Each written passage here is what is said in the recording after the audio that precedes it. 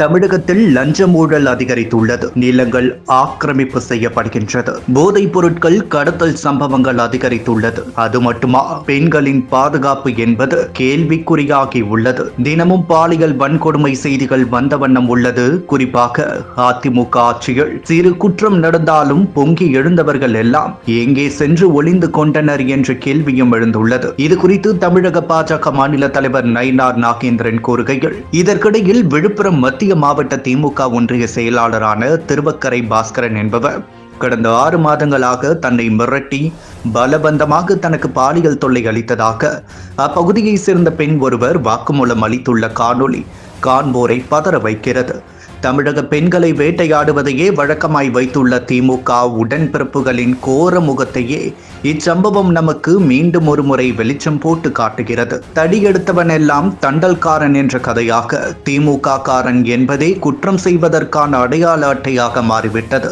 Rowdyism, போதைப் பொருள் கடத்தல், மணல் கடத்தல், கள்ளச்சாராய விற்பனை உள்ளிட்ட அனைத்து சட்டவிரோத செயல்பாடுகளிலும் கொடிகட்டி பறக்கும் திமுக உடன்பிறப்புகள் ஆட்சி கையில் இருக்கும் மமதையில் தமிழக பெண்களையும் தேடி தேடி சீரழிப்பதை ஒருபோதும் நாம் அனுமதிக்க முடியாது. காலம் காலமாக பெண்களை மட்டம் தட்டுவதையும் இரட்டை அர்த்த வசனங்களையும் ரசிக்கும் ஒரு கூட்டத்திடம் ஆட்சி அதிகாரத்தை கொடுத்தால் என்னவாகும் என்பதை தமிழக மக்கள் நன்கு உணர்ந்து கொண்டனர். செய்த பாவத்திற்கு பரிகாரம் செய்வதற்காக வரும் சட்டமன்ற தேர்தலை நோக்கி தவம் கிடக்கின்றனர்.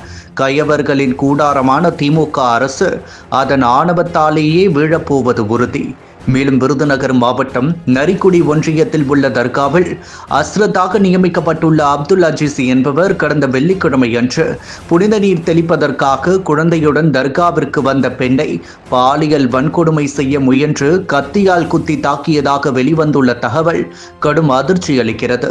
இந்த கொடும் தாக்குதலிலிருந்து அதிர்ஷ்டவசமாக உயிர் தப்பியிருக்கும் பாதிக்கப்பட்ட அந்த பெண் விரைவில் குணமடைய இறைவனை வேண்டிக் கொள்வதாக தெரிவித்தார். மேலும் படிக்கும் பள்ளி முதல் புனிதமான பள்ளிவாசல் வரை பாலியல் கரங்கள் பெண்களை தொடர்கிறது என்றால் திமுக அரசையும் அதன் கட்டுப்பாட்டில் இயங்கும் சட்டம் ஒழுங்கையும் குற்றவாளிகள் ஒரு பொருட்டாகவே மதிக்கவில்லை என்றுதானே அர்த்தம்.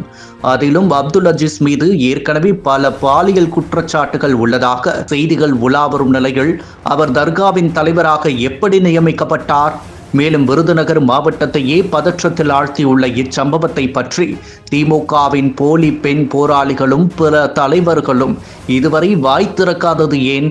இஸ்லாமிய மக்களின் ஓட்டு வங்கி அடி வாங்கிவிடும் என்ற அச்சமா, அல்லது வழக்கம் போல இந்த பாலியல் வழக்கிலும் உடன்பிறப்புகள் ஒளிந்துள்ளனரா?